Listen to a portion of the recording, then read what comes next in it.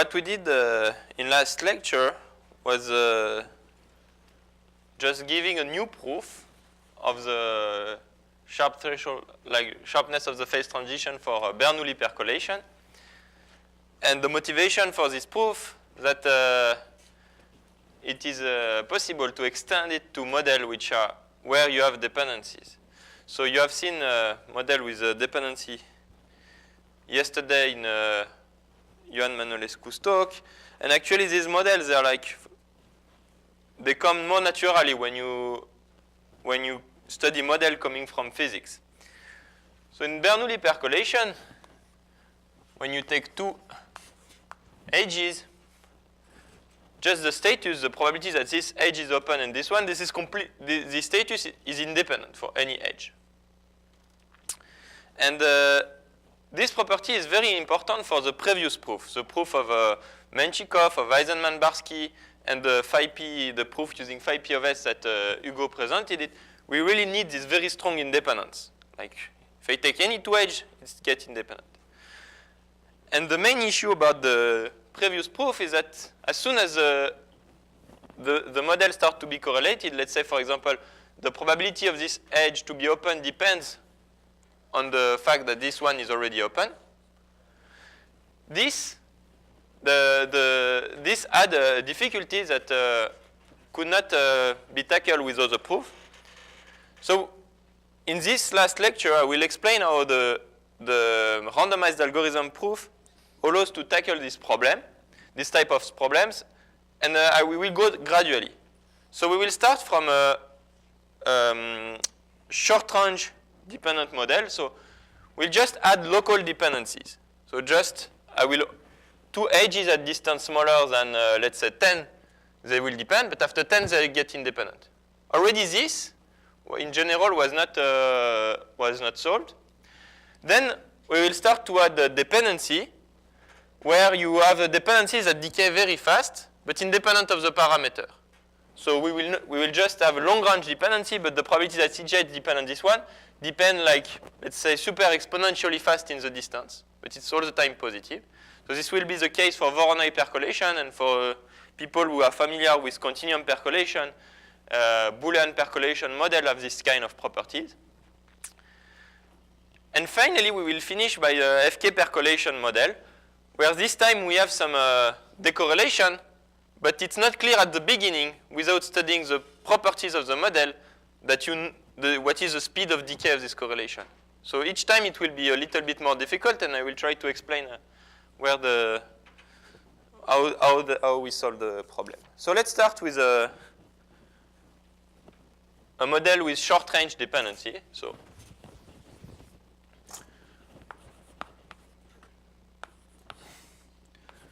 I think it's 2K dependent model. So it's a model that actually I prefer to talk about process. I don't know what it models. So it's a process that Hugo already described. So let me just remind quickly what it is.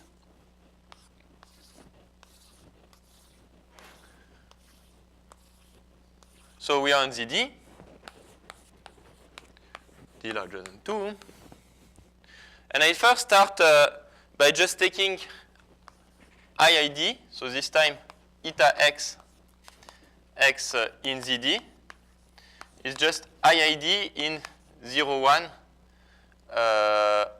to ZD. So, and just the probability that eta x equal 1 is P. So I just do a P side percolation. So I select, let's say, some points. So this corresponds to eta x is equal to 1. And around each of these points, I will just declare all the edges in the K neighborhood.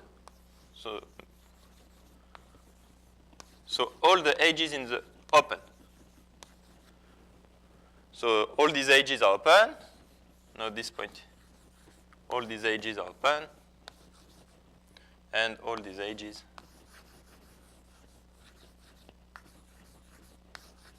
are open. So I get a random percolation configuration.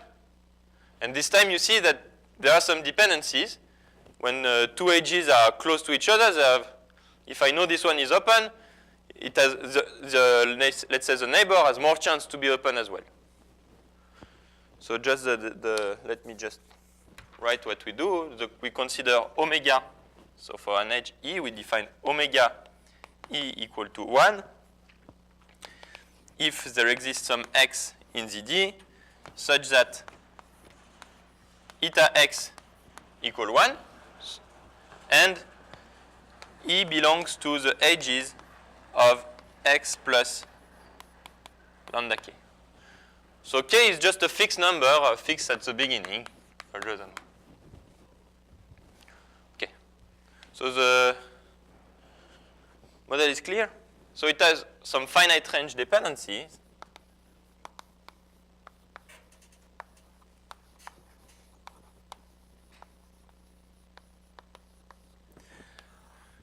So in particular, if I take the two edges, the covariance between the status of two edges, this is 0 if the distance between E and F, I think larger than 2k plus 1, sufficient. So if I take two edges sufficiently far from each other, then they become independent.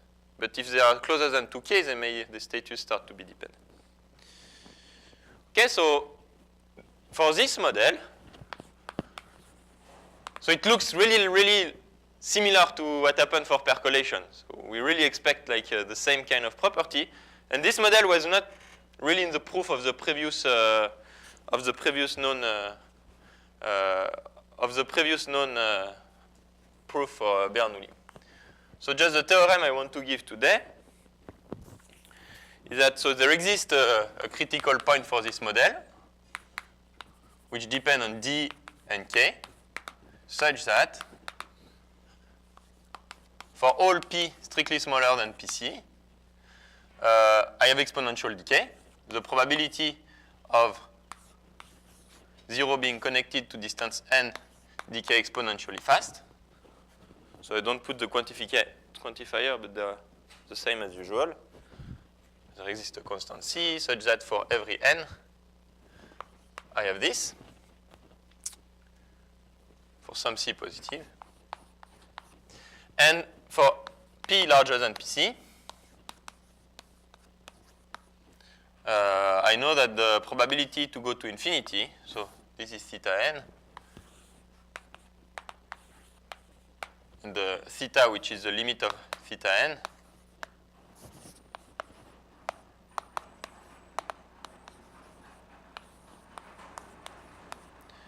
it's larger than a constant times P minus Pc.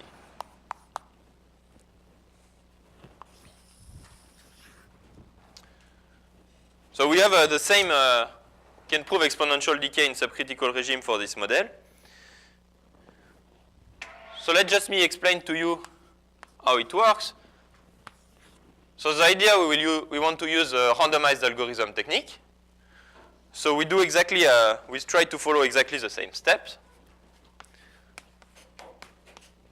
We consider the event an, which is just the fact that I have a path from 0 to distance n. And for this model, we can still apply some Margulis-Rousseau type of formula. So Margulis-Rousseau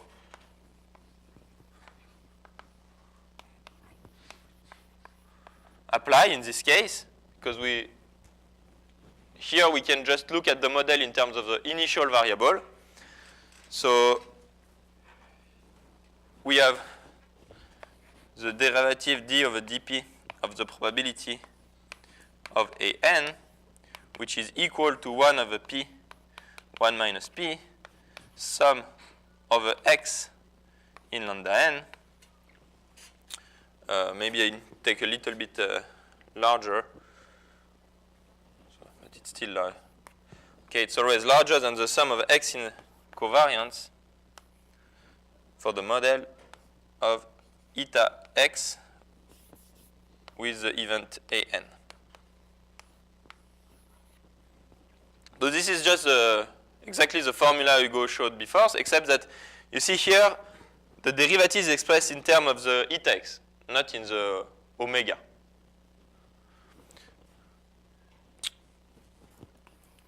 Okay, so this just means that the covariance should just be understood as the probability that if I add the point, the event occurs, and if I don't have the point, meaning if I don't put all these edges, the event does not. So this is, for this model, this is our natural notion of influence for the derivative.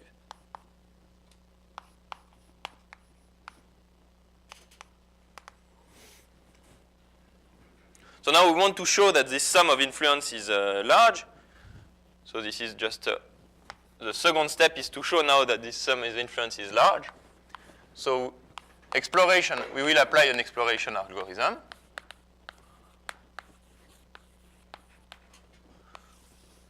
And we will do basically exactly as we did earlier for Bernoulli percolation. So I have the box of size n. I explore the cluster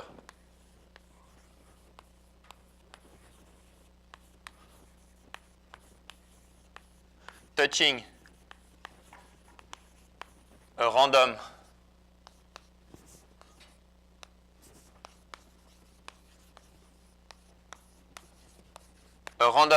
surface here, so K, choose K uniformly.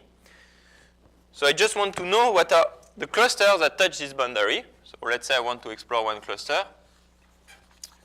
So we do this in a natural way. There is one thing to understand is that when I do this exploration, what I want to understand is which of the eta x I need to explore. And in this exploration, to know that, let's say, this is a cluster, I need to look not just at the boundary of a cluster, but I need to look a little bit more further. Let's say, for example, this is my the cluster I find. To know that this is really the cluster, I need to know, like, for example, this guy is at distance 3. I need to know that I didn't put the box around. So just when I do this exploration, I need to reveal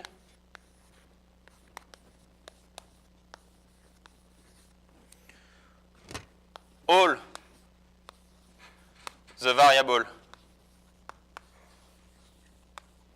x, this time at distance k, or even k plus 1, because I have to look at the boundary, from the cluster. Let me k. I don't want to give really the detail, just the underlying idea. So this is the main difference. For Bernoulli percolation, to know that this was a cluster, I just need to explore the cluster and its boundary. Yes? This is a small k, so it's a very bad notation. Okay, this time my S and S belongs to 1. It's a random uniform.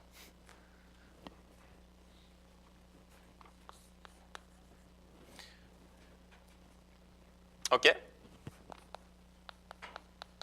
It's clear what I mean by that?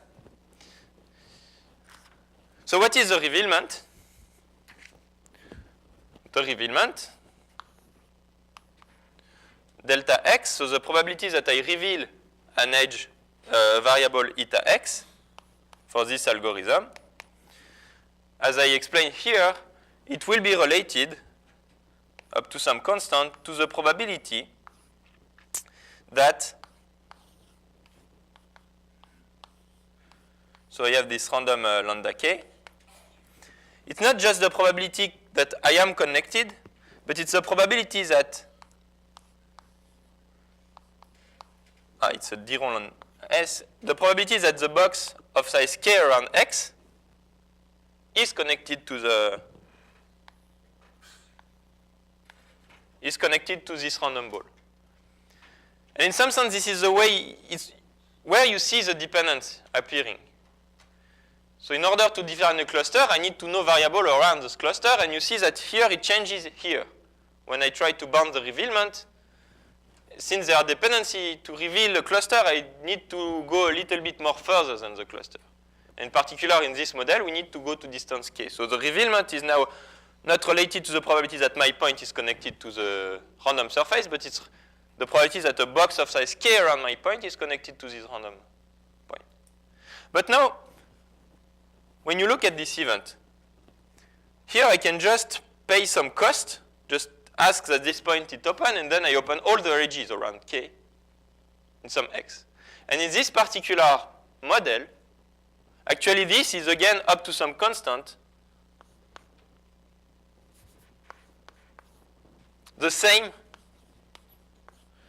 adjust the probability that the point itself is connected by an open path.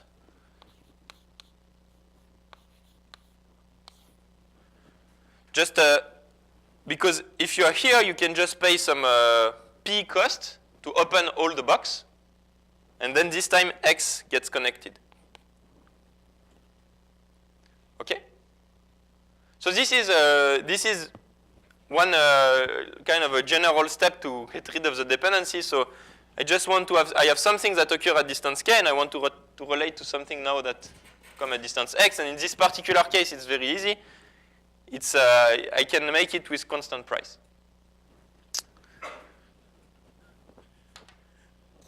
Okay, and then now, this, there is no thing with respect to s, so this is exactly smaller, as we did many times, than Sn over n, where Sn is just the sum of a theta k.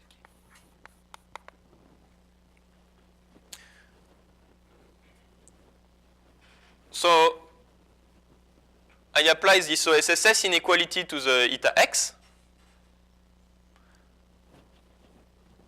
And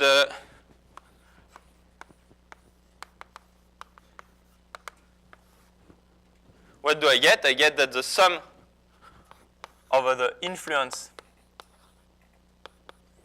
of x for the event an, this is always larger than a constant times n over Sn, theta n, 1 minus theta n.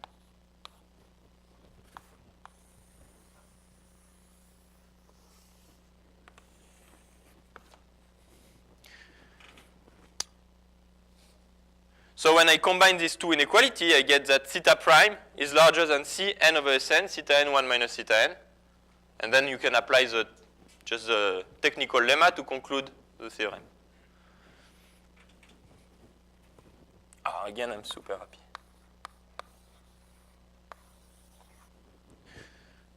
So just there is one idea I want to give here in this simpler first case, is that you see in the proof, we kind of never worked with the omega, which is actually the model we want to study.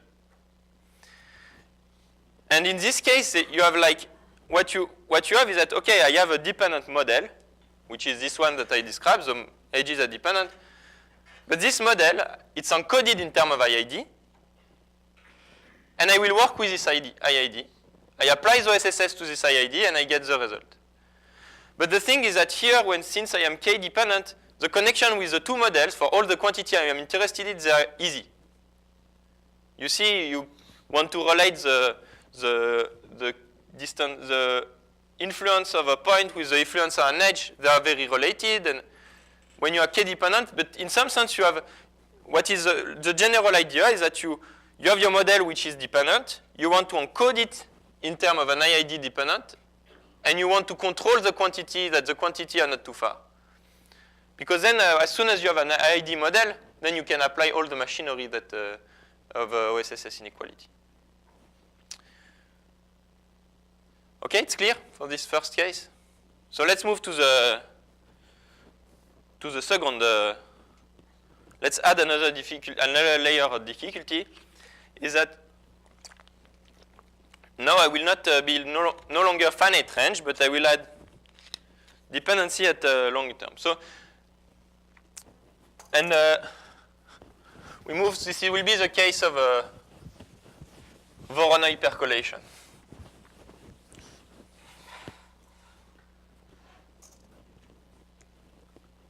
B. Voronoi.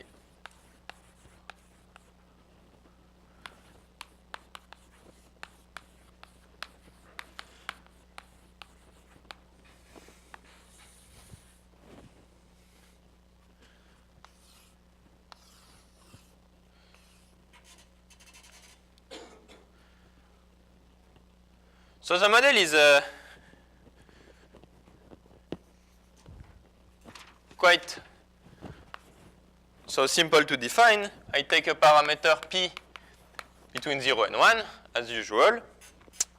But we first start with eta, which is a Poisson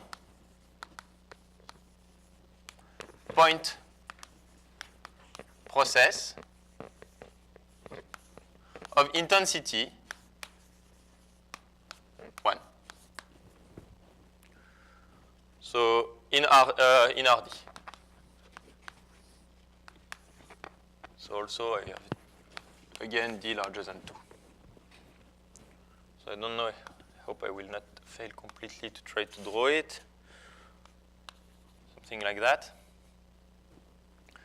So this is my Poisson point process. And what you do is that you take the Voronoi tiling. So the Voronoi tiling is something that looks like that. Just try to.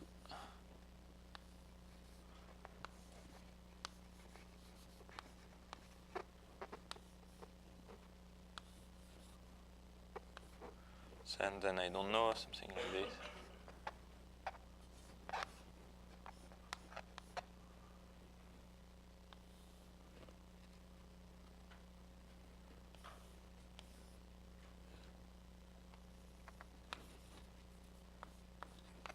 Something like that.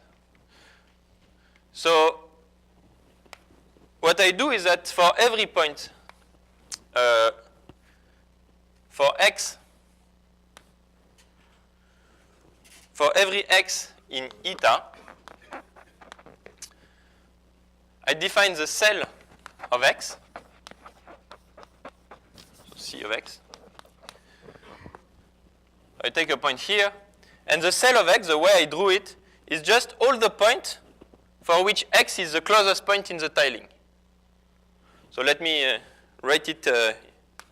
What it means is a set of y in RD such that the distance between x and y is smaller than the distance between x prime and y for all x prime in eta. So this guy, what does it mean that this guy in the cell of x? It just means that for this point, x is the closest point. So if this is x, this is C of x. Okay? It's clear? Start from Poisson point process, and I just draw this. And since you do it in the RD, your Poisson point process look like it's spread. You have a point basically everywhere. It should have the same. It has the same kind of geometry as ZD. It's really something that is really Euclidean geometry. It's not crazy geometry. And then a second step, you color each cell independently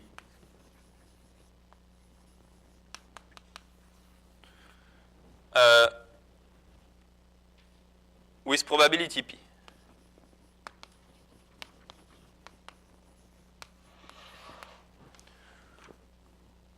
So this is where the parameter P start to play a role.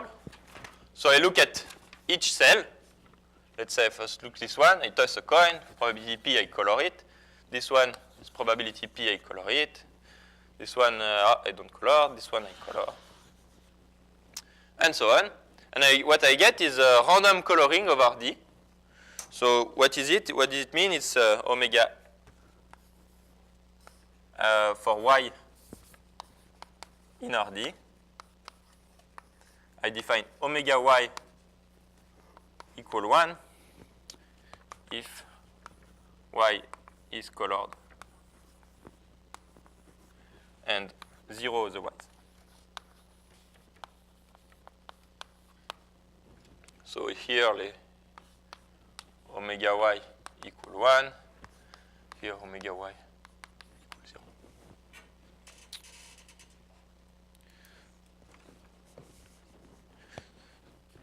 Okay, so this is the random configuration we're interested in. Now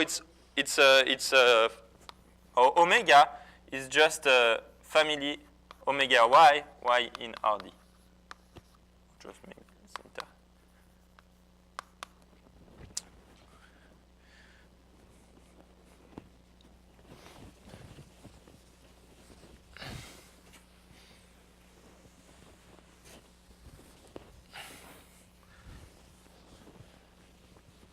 So this problem has been introduced in the 90s by Weide and Hals in the context of first passage percolation. So it has some difficulties compared to the ZD that I will mention now. But it has one a big advantage compared to the lattice model is that it's already rotation invariant.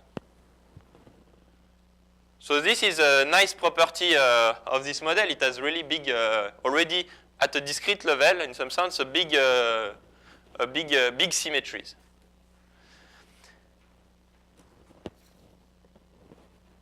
And the main difficulty with this model is the long range dependencies.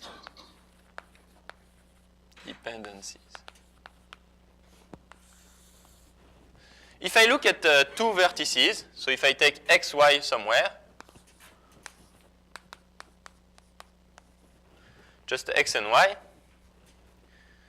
the covariance between omega x and omega y, so if I look at the color, how these two colors are correlated, whatever x and y I take, it's of the same order that they are correlated if they are just on the same cell. If on a different cell, they are different and independent, but if they always have a positive probability to be on the same cell. So it's of the same order of the probability that x and y are on the same cell.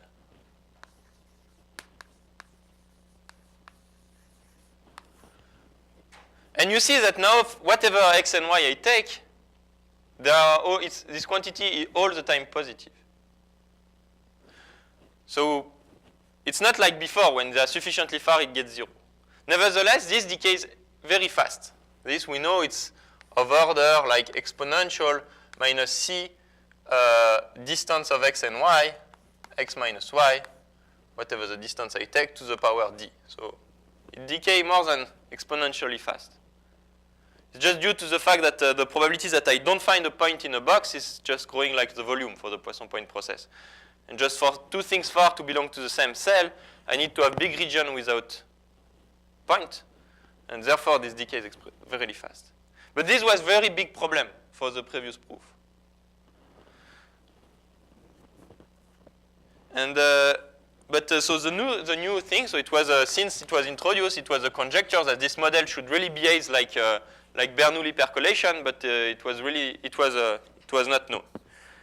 And now with the OSSS inequality that I presented, we can prove it in this case. And the theorem is that there exists a PC between 0 and 1, such that maybe I could just reuse because it's just the same. Just deep.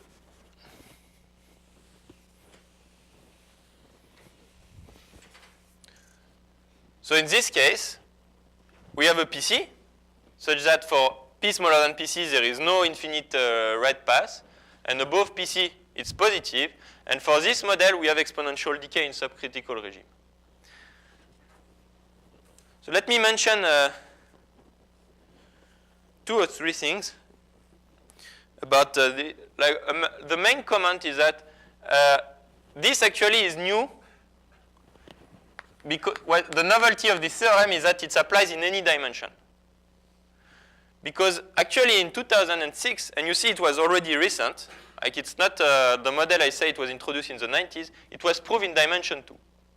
So all the techniques for Bernoulli percolation, like in dimension 2, were also not applying in this model. And this was proved in dimension 2, and this is a really an important result in the theory, and it was already mentioned with, by Hugo. It was proved by Bolobash and Riordan.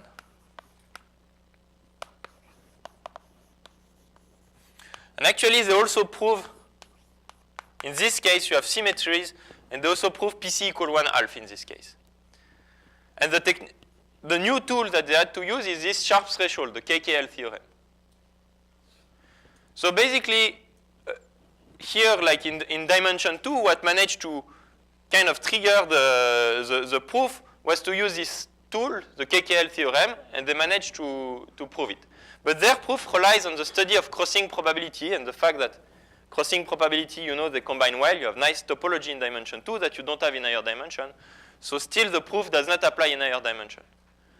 But now, with the technique I presented last time, the proof apply and we can prove it in this case.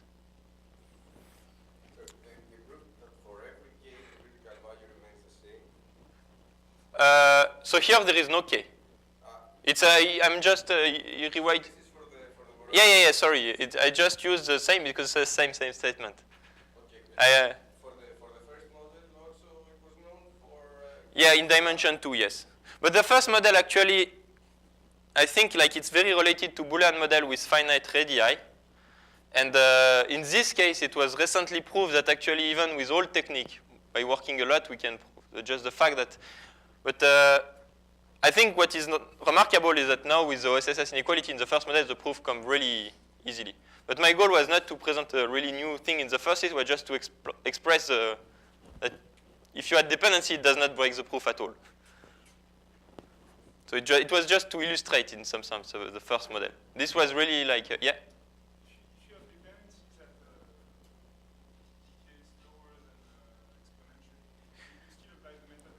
That's a very good question. Actually, and as I mentioned in yesterday's question, it would be very nice to understand that. But the thing is that the fact that the decorrelation somehow governs the difficulty to prove the theorem is just a Ross idea. Because each time we prove it using a case-by-case method. So for the moment, I cannot tell you like, oh, if it decays sufficiently polynomially fast, then you can prove it, or not, because it will kind of depend on the model. But the idea is still there. I mean, you will see exactly where the decorrelation come into the game, and you will see the kind of thing you have to show. So you have some kind of trade-offs that depends on the model. For example, if you take the Boolean model or the model I gave before, just rather than taking k deterministic, but take k at random, in this model, it's very easy to create like long connections because you just say, oh, I had a ball. It cost me positive probability. But you could imagine k-dependent processes where this kind of things gets harder. So the way the correlation is implemented is not completely, depends on the model. This is just a Roth idea. It just, but I think it's true, and we are still in the process of really learning what is really, I mean, we don't really, each time we use an implementation in terms of IID, and I will say here, and the way it is done, it depends on the model. So, yeah. So in the first model, is it entirely obvious that you have a strictly greater critical value than the independent? Yeah, in the first model, it's clear because the fact that the PC is non-trivial, you're saying. No. That is different from the independent case with the same density. Yeah. It's this is a good question because you have to see it's an enhancement, so it's not clear. If you just ask the density of the, I mean, if you add the density, the P I mentioned, it's strictly smaller, it's clear. Yeah. But if you keep the density of the edge to be the same, it's not. It's less than or equal, so you can get an upper bound with the independent case. No, you're right. Sorry. You're right. Yeah. You're right. It should be strictly. It's strictly. So there is a result by Stacy agreement. I think this could be applied. I'm not sure.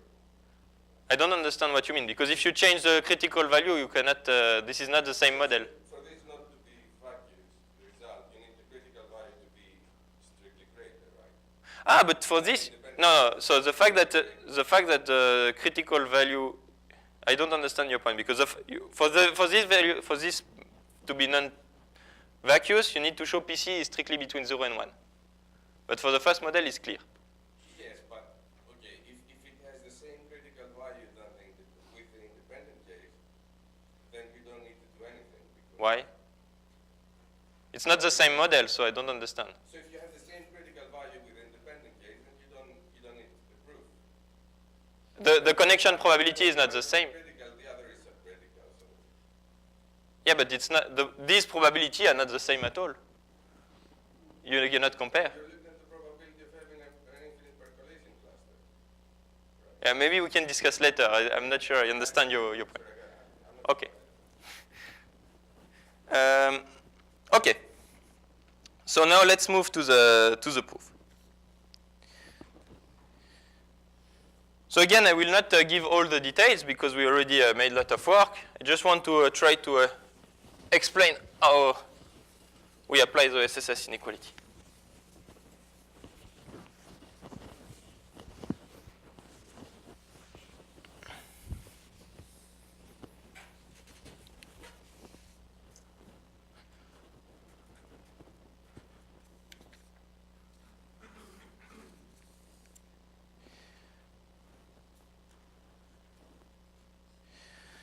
So okay, we do as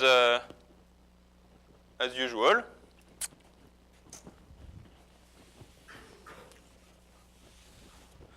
So proof. So we consider this event.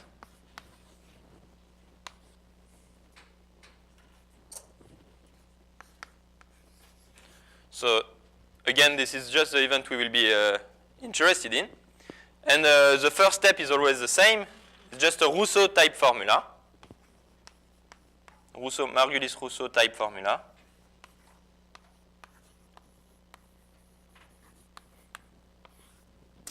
And in this case, the natural derivative, if I look at the derivative d over dp of the probability of A,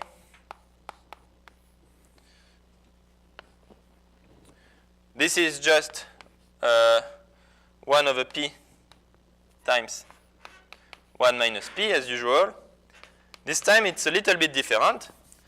What is natural is just the expected number of the covariance for the, if I freeze the eta, and I just look at the covariance with the points when I have frozen the thing. Because when I have frozen eta, it's just IID percolation. So I just take the expectation of the sum of all eta, covariance how did I want to write it? Yeah. Of sum of x in eta, covariance of the color of omega x with the indicator of A, or just with the event A. But knowing eta. And I need to close the expectation there. So this is a natural notion of influence, but I will call it the first type of influence. It's the influence of a point knowing eta. So it's very natural. The derivative in P is just the expected number of cells which are pivotal. It's just IID. And just let me give you a first idea. So the first idea would be, okay, I want now to apply OSSS inequality. So let's apply it quench. Let's condition on eta. Now the model is IID, so I can apply OSSS inequality. So idea, apply OSSS, but quenched, meaning that condition on eta.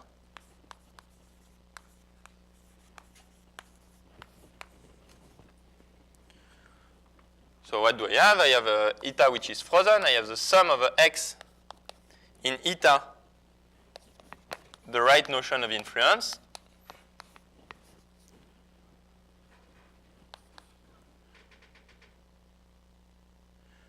I didn't use this is not this is x, this is a. Yeah, it's much better notation. Influence of the point for the event A, but condition on eta. This is just a notation. So if I apply it, I apply the SSS inequality, I get 1 over the max revealment, and this revealment also depends on eta for x in eta, times the variance of A knowing eta. And maybe I have a constant. Okay, I try to apply it quench, so I freeze eta. I apply exactly the randomized algorithm. I explore all the cluster touching touching a random surface and so on. But what is the main issue is that at some point you remember we say, oh, I start from this point and I look at the probability to be connected to distance to the random surface, and then I say it's the sum as the probability to be connected to distance k, and then I say, oh, it's the same as at 0. We use translation invariance at this point to replace this probability of x connected to distance I around it to just the theta k. And here, if I freeze on eta, and I just have my random tiling, I don't know, it's somewhere, so eta frozen. And if I look at a point, just a cell here, the probability that x is connected to so the point x, which is here, the probability that it's connected to distance, let's say x plus di around it, non-condition on eta. So if I don't condition on eta, it's definitely the same as at 0, but if I condition on eta, it depends on x. My model, I completely lost translation invariance.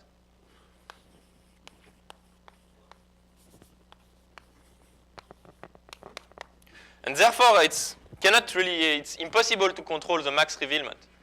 Because the max revealment will be the maximum for the quench model of the, let's say, the one-arm probability. And this I have no control.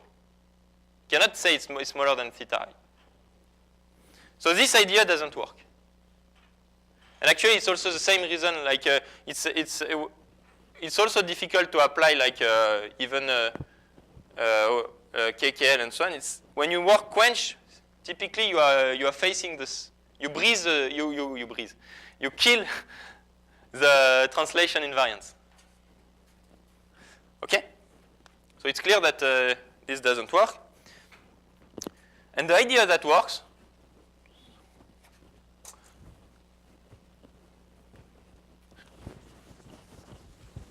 is not to do this, is to kind of try to do exactly as we did in the first case, except that this time the IID variable that give all my models are not a priori completely clear. So the step 2, so this was step 1. Step 2.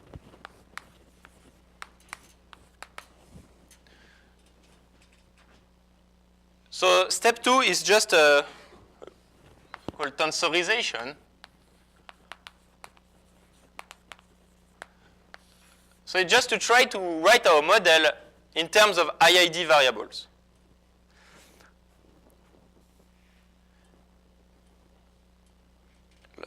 Yeah. So the idea of here, I will just decompose. I take the box of size n, the n by n box, and I will just decompose simply my box into box of size 1. Okay? So I put a z in the middle of the box, and this is bz, and this is size 1. And this is just equal to the union of a whole Z of some BZ. Just decompose it. Just box of size 1. And I consider a variable, psi Z,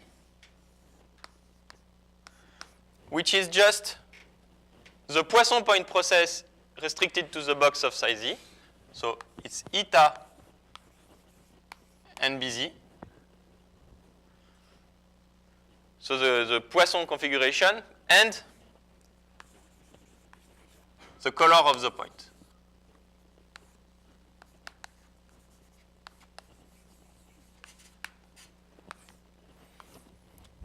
So I'm not so heavy in the notation, but here it's just a marked Poisson point process. So I just consider the marked Poisson point process restricted to the box. Okay, it's clear? Just look beta Z, so psi Z is just the Poisson point process in this box. And you know from just the definition of Poisson point process now that psi Z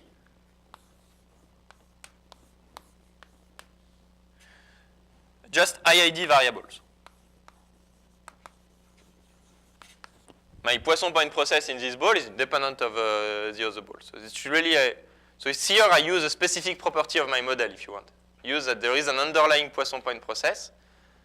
And then it's easy to decompose my process into just IID things.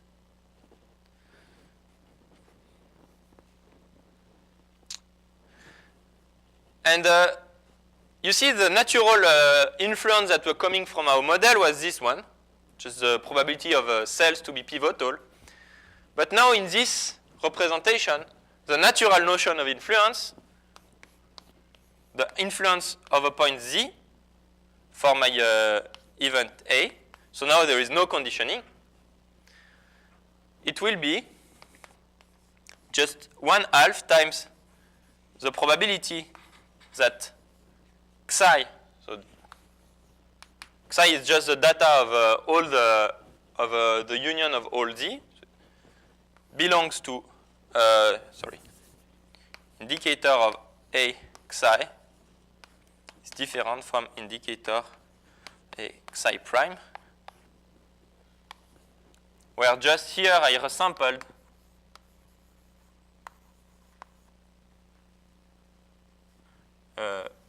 psi Z. So once I have this encoding, I have a natural notion of influence, which is the second type of influence.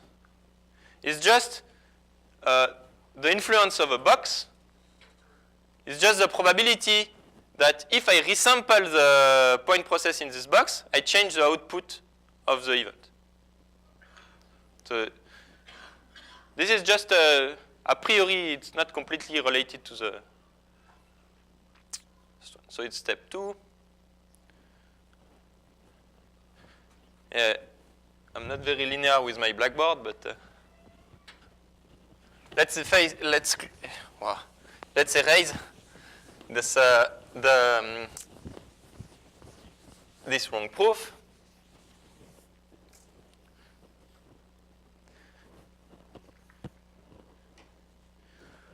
And maybe this as well.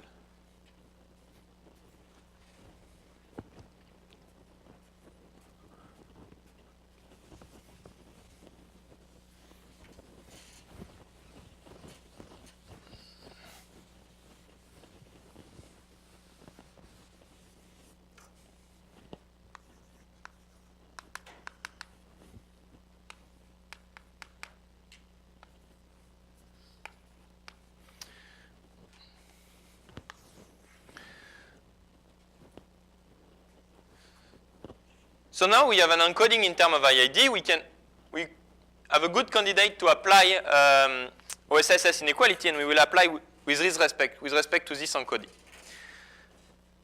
So we need to introduce exploration algorithm, and we will need to be able to. Yeah. So maybe before I move to step 3, let me just state what is OSSS inequality in this case.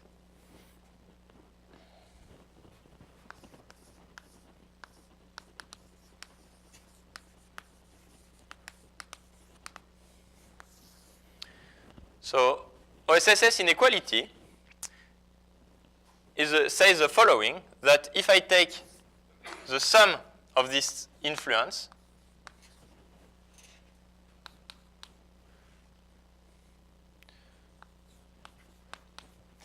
this is always times delta z is always larger than the variance of A.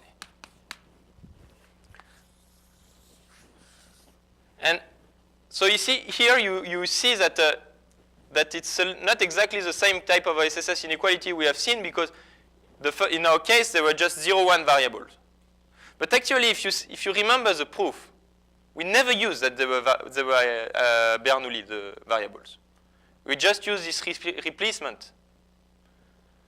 So actually, the proof and OSSS inequality is true actually in larger context.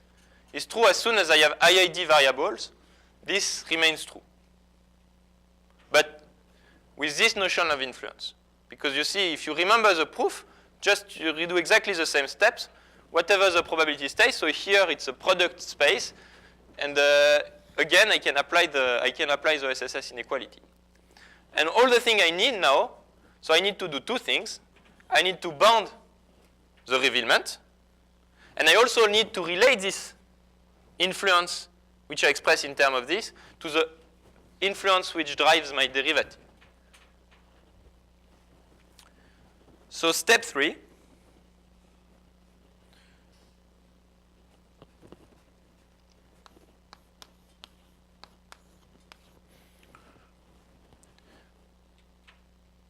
Step 3 is just bound the revealment.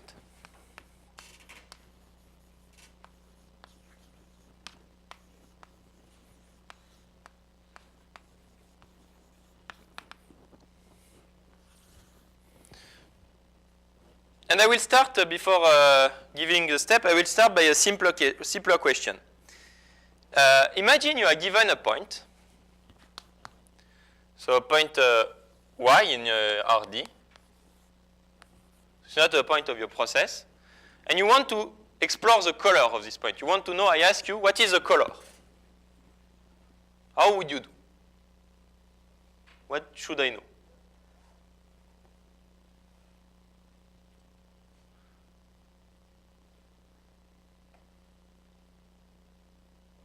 What is a natural algorithm to try to give the color of this point?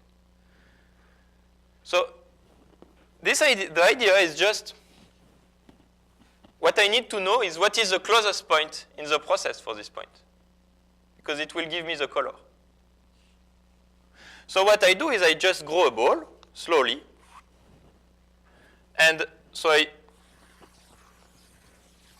I grow a ball up till I find a point, X, in my Poisson point process, and I know it's, let's say it's red. So I grow this ball, and you know that now I know the color of my point. Because I know this guy is my closest point, there is no other, so I know here that actually this point is red. And what did I need to explore in terms of this process? What is the number of boxes I need to look? So I had to look all the boxes. So maybe let's say this point was in a box, was like that.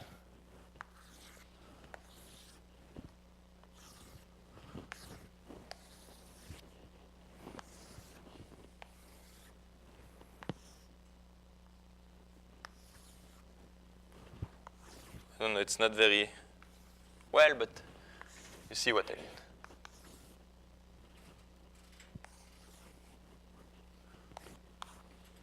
To ask what was the color of this point, I had to reveal all these boxes. So basically, and what is interesting with in our case is that if this is the distance I need to go to reveal the color of this point, the probability that this distance is larger, let's say, than t, this decays exponentially fast, super exponentially fast in t. just because the probability that I find no point is just decaying in the volume. So I don't need to go too fast. It's exactly this idea that to reveal the color in a point, I just don't need to go too fast, too far. Okay? It's clear, this picture?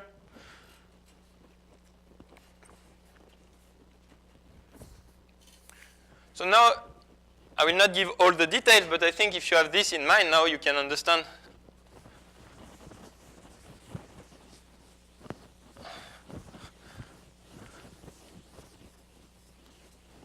how does the algorithm work. So I use the following algorithm.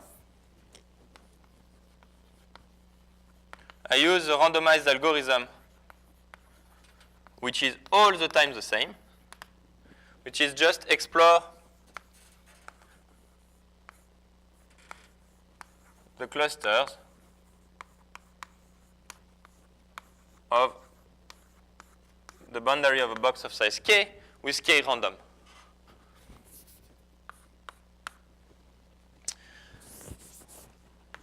And the revealment of a box is the probability that when I do this, I need to look at the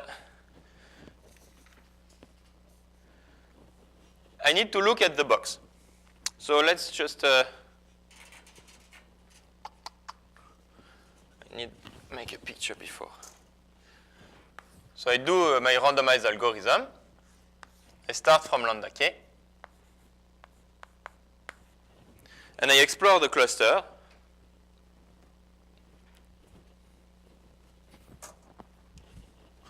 So I do, as we have seen many times, I explore all the cluster touching.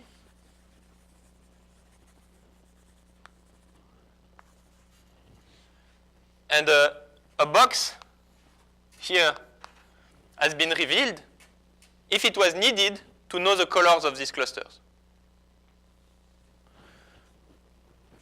So psi z is psi z. So if this is pz, here I have psi z. Psi z is explored if I needed the color, the point process in psi z to know this structure. So if I look at delta z, it's just so the probability of this guy, and actually, this is a non-trivial fact. So this is what we need to prove, but just explain why is this true. It's actually smaller than or equal to just the probability that just the point z at the middle of the box is connected to the boundary of this random surface.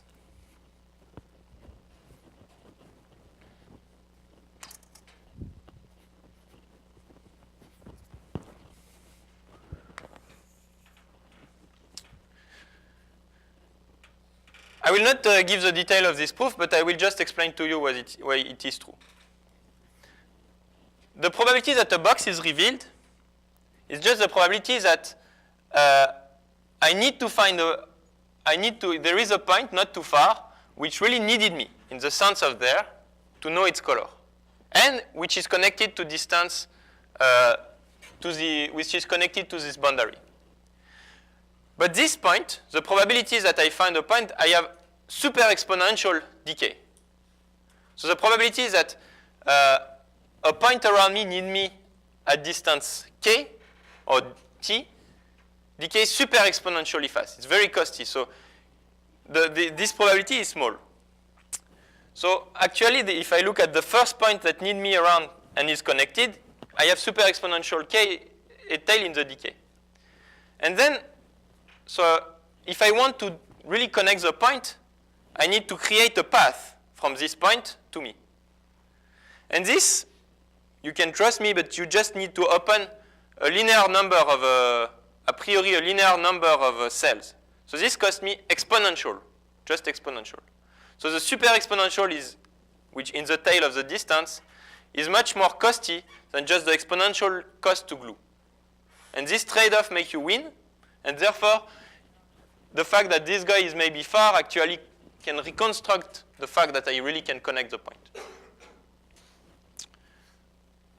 So I just wanted to emphasize that this is the difficulty. And now this is just smaller. Now this is really the quantity that we saw many times. And constant, another constant, Sn over n. So I have bounded the revealment by exactly the quantity I want. And the last step, step 4,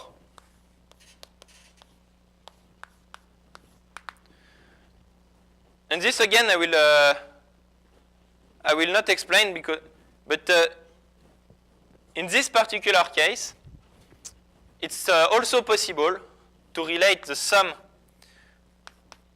So if you look at the expected number of the sum of inf 1 of x a knowing eta, so these things which were natural for the model, this is actually larger, I will put in the under quote, as the sum of all z, this influence z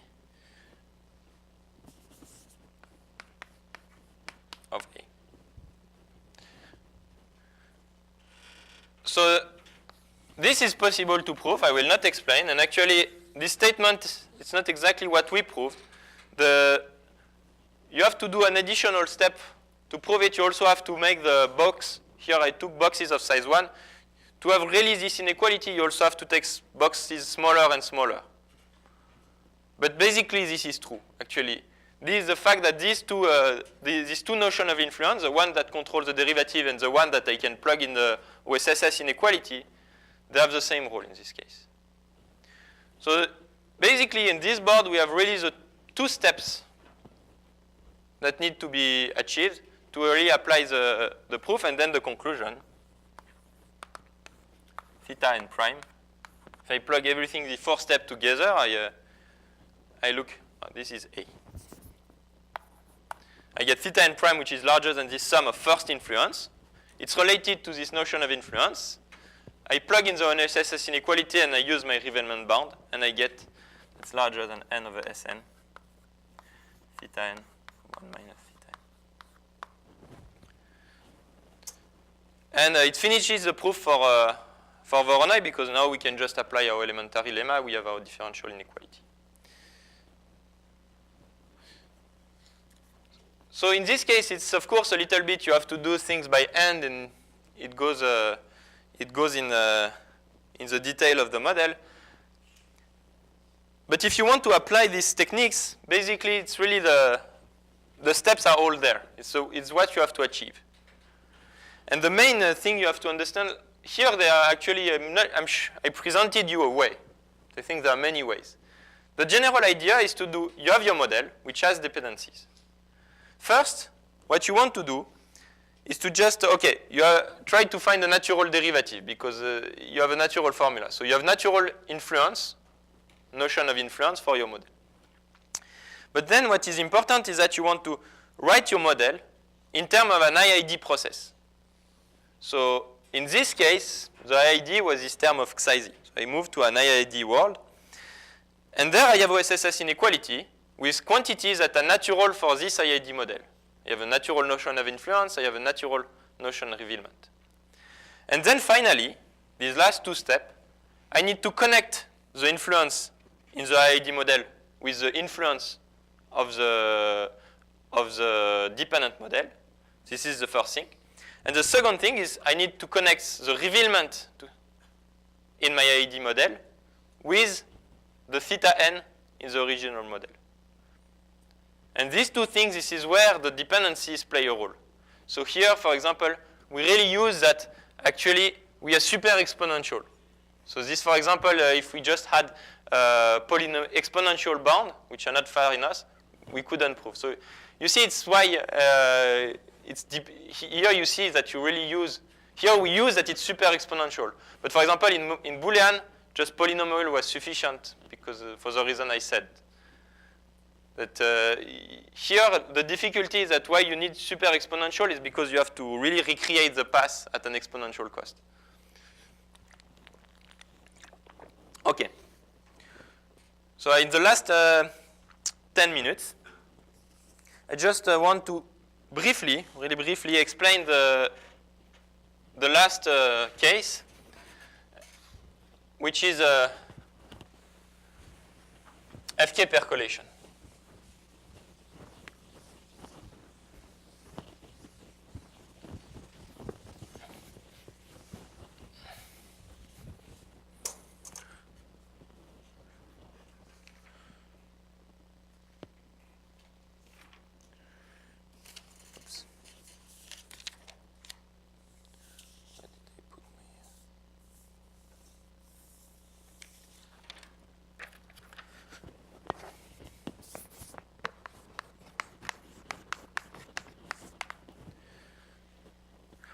So just let me remind you, so Johan defined the model yesterday, but let me remind you just quickly the definition of the model. So I fix a larger dimension, Q larger than 1.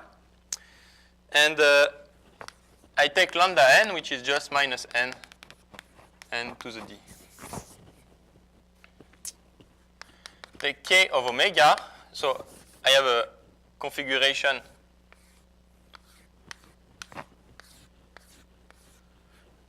in the box. So this is lambda n. And I consider a configuration in the box. Let's say something like that. Don't know. This is my omega. Belongs to 0, 1 to the edges. And we just put wired boundary condition. And I count the cluster I get when I just count as one all the clusters that touch the boundary. So this one is one big cluster. And then inside in the middle, let me just add one edge here. I have one cluster here, one here, one here, one here. So in this picture, the number of clusters is 1, 2, 3, 4, 5, 1, 2, 5. So k of omega is the number of clusters in omega, and just it's a wired boundary condition because just the cluster that touch the boundary I count it as 1. So in this picture I have k of omega, which is 5. And the definition of the model, phi n p and q of the probability of a configuration is just 1 over z. So just a constant to make it a probability. P to the number of, so size of omega is just count the number of edges in omega. I see omega as a subset of the edges. 1 minus p, the edges in lambda n, but not in omega. So the closed edges, the number of open of omega, the number of closed. And I have a new parameter, q to the number of clusters.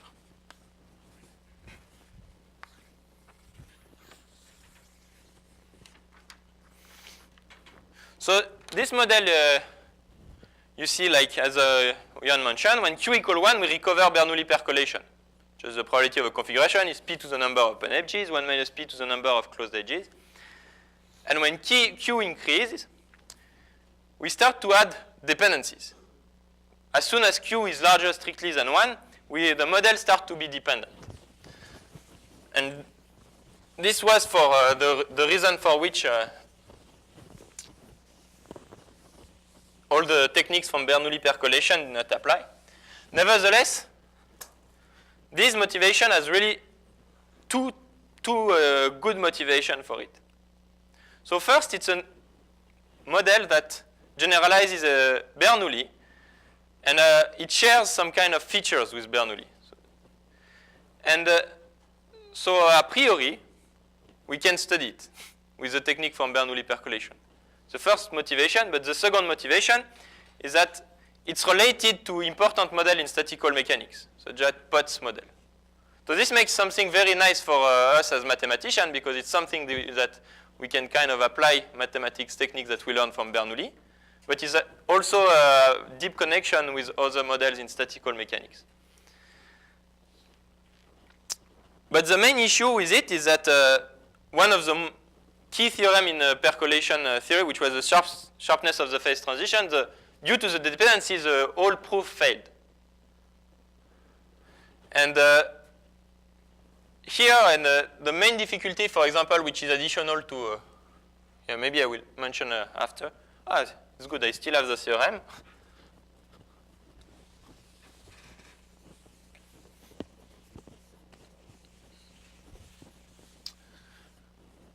So for this model,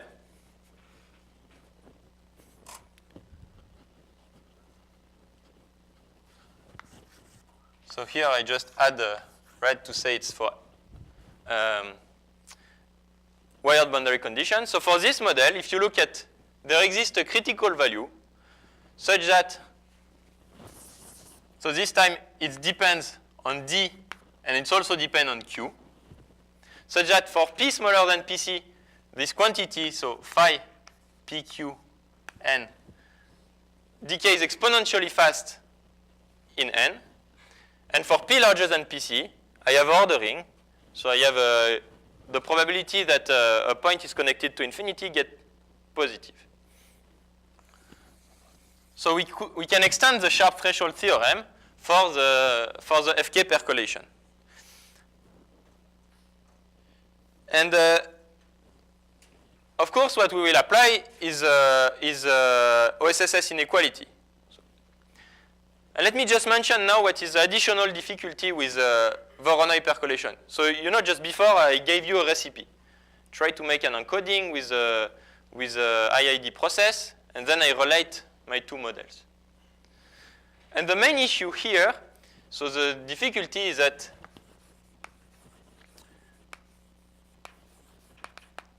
if I look at the covariance between the one edge and another,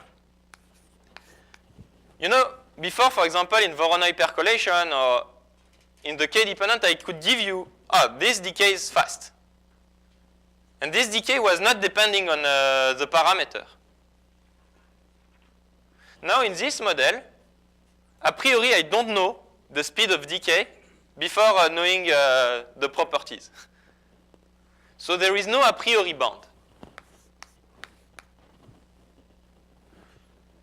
A posteriori, if I know exponential decay, I will know that it decays exponentially. But a priori, I don't know. I cannot bound it. So in some sense, this makes this previous approach that I said difficult and not directly possible to apply.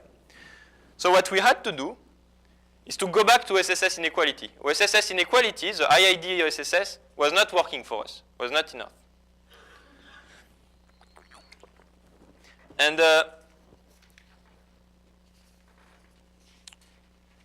what we had to do was to just prove a new OSSS inequality for this model. Is that what I wanted to say? Let me make other comments. So this theorem, the novelty again is the fact that we could prove it in any dimension. So it was previously known.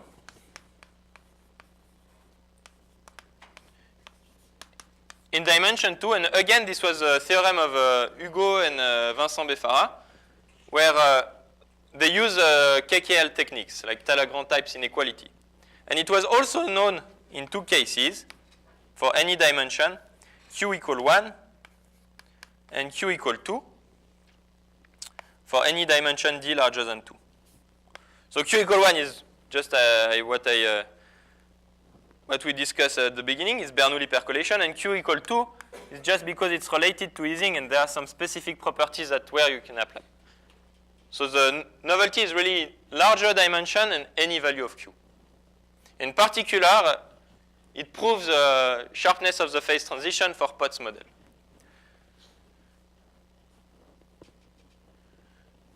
So I don't know, in the last 4 minutes, let me just mention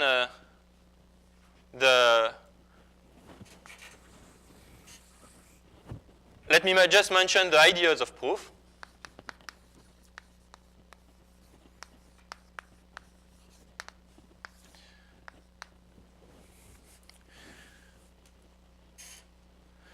So just step one, as usual, was, so I look at, again, all the time at an, even that I have a path from 0 to distance n. And the step one was that the formula is just the derivative of the probability of an. It's a phi p. I drop the dependence in q and n because they are fixed. It's equal to 1 over p, 1 minus p, sum over all the edges, covariance of omega e with an. And this actually, you can just take the proof that Hugo made for Bernoulli and redo it. Just you have this p to the number, you take the derivative, and you get exactly this. So this is nothing mysterious. And the second step was a new OSSS inequality. And this actually, the proof of Voronoi, we had it a long time ago, and we were not able to extend it to here because this was really the new step, was to prove a new OSSS inequality.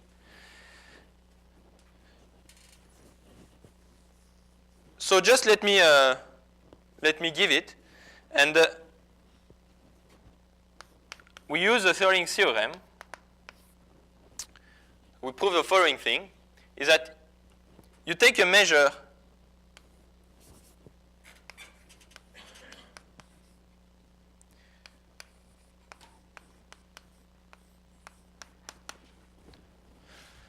on a product space, and you assume mu is monotonic.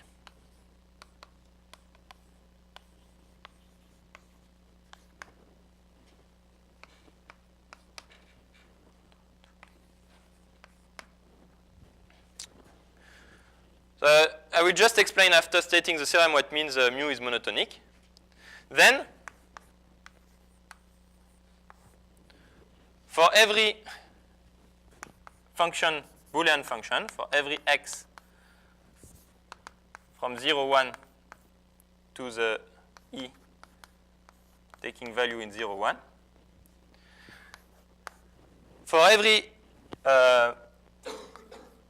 algorithm exploring x,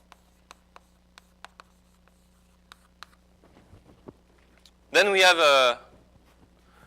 the sum, and here it's important that the x is increasing. Then we have that the sum over all e in E of delta E A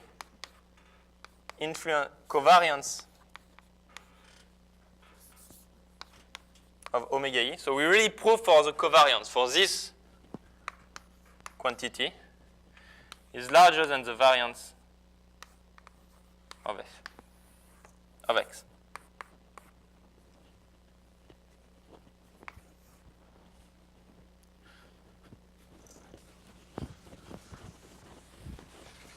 And you see, it's really, I mean, in some sense, we proved an OSSS inequality for a measure that is not IID.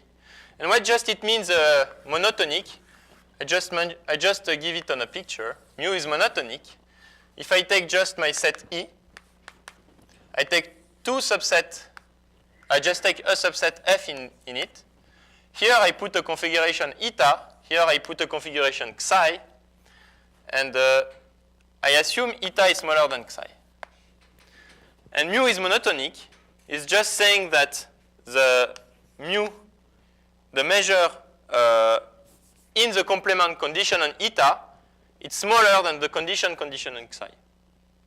It's some kind of very stronger version of FKG. Just take any configuration, the measure here is smaller than the measure here. And now when you have this tool, you see that you can just redo exactly the proof of Bernoulli. Because we just have the same derivative formula, the same OSSS inequality. So for FK, you see, we didn't use this strategy of encoding. We had to redo another to extend. And the extension is not trivial. It uses a replacement technique, but it's really non-trivial. Thank you very much. We'll stop here. Obrigado.